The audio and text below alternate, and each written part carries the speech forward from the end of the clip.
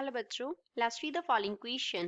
Derive an expression for electric field intensity at a point due to a point charge.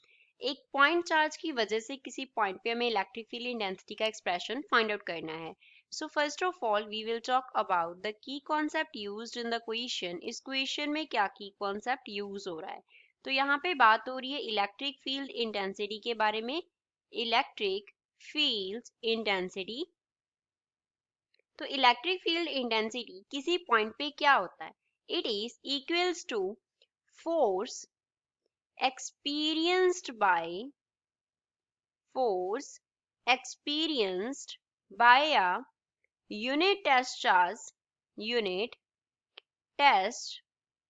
Charge at that point. उस point पे हमने कोई unit test charge रख दिया तो उसके ऊपर कितना फोर्स जो है वो एक्ट करता है, that is the electric field intensity at that point. जैसे सपोज हम इस पोजीशन पे क्यू चार्ज कंसिडर कर लेते हैं.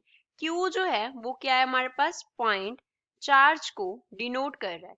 तो इस पॉइंट चार्ज की वजह से सपोज हमें इस पी पॉइंट पे electric field intensity find out करनी है.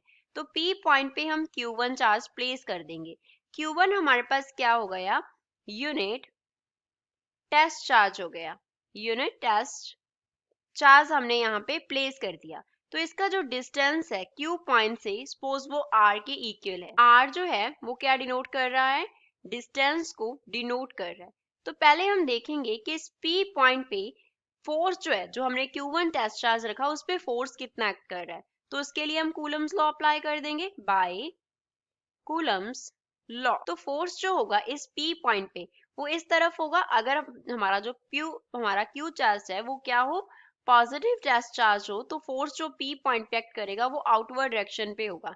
तो फोर्स F वेक्टर किसके इक्वल होगा, 1/4 pi epsilon not. Epsilon not permittivity होता है. साथ में क्या हो जाएगा, Q जिस चार्ज की वजह से हम फोर्स फाइंड आउट कर रहे हैं मल्टीप्लाई बाय जिस चार्ज पे फोर्स फाइंड आउट कर रहे हैं अपॉन में डिस्टेंस का स्क्वायर हो जाएगा. साथ में इसका डायरेक्शन आ जाएगा. डायरेक्शन क्या होगा, आर कैप.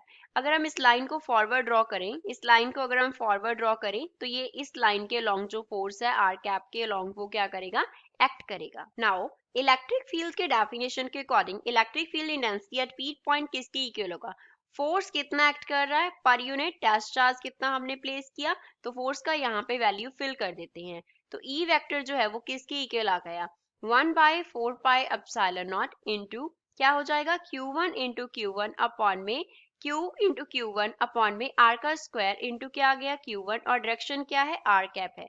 तो electric field intensity at any point जिसका डिस्टेंस जो है वो R हो, तो Q टेस्ट चार्ज के लिए Q पॉइंट चार्ज की वजह से वो कितना होगा, 1/4 pi epsilon not Q upon R का स्क्वायर इंटू क्या आ जाएगा, direction that is R cap. So this is final answer for the given question. I hope you understood it well. Thanks.